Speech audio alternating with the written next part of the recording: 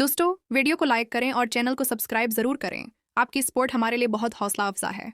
शुक्रिया। कहानी की शुरुआत उस रात से होती है जब अहाना अपने पहले दिन की थिकन के साथ घर लौटती है। अर्जुन अपने कमरे में बैठा उसका इंतजार कर रहा होता है।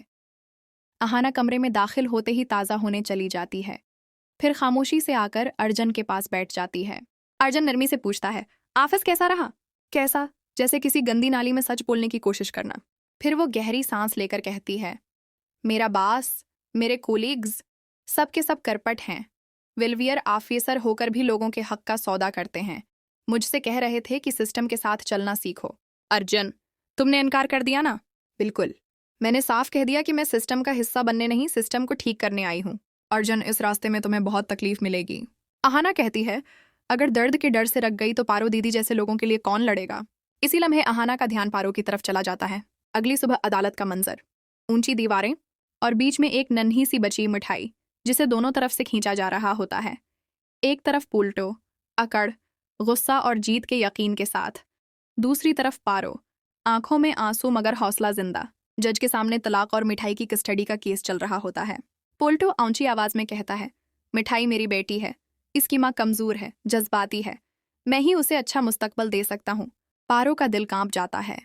वो आंसुओं के साथ कहती है, मेरी बेटी मेरी जान है, मैंने उसे पाला है, संभाला है, सिर्फ पैसा मां नहीं बनाता। कमरा अदालत में खामोशी छा जाती है। एक कोने में पीसी मुनी और पुलटू की होने वाली नई बीवी पुजारी खड़ी होती हैं। चेहरों पर अजीब सी मुस्कुराहट, जैसे सब कुछ पहले से तय हो। जज फैसला सुनाता है। पेश किए गए कागजात और माली शवाहिद की बुनियाद पर बच्चे की कस्टडी पुलटू को दी जाती है। पारो की सांस रख जाती है।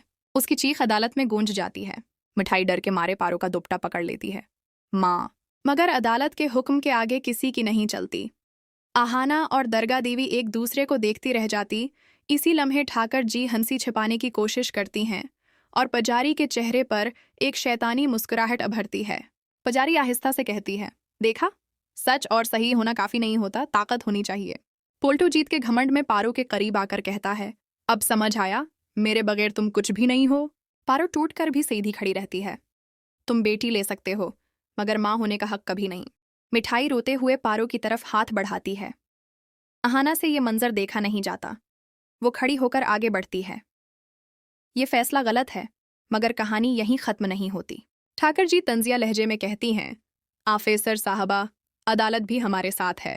अहाना आंखों में आग लिए जवाब देती है, अदालत का फैसला आज का है, सच का फैसला आने में वक्त लगता है।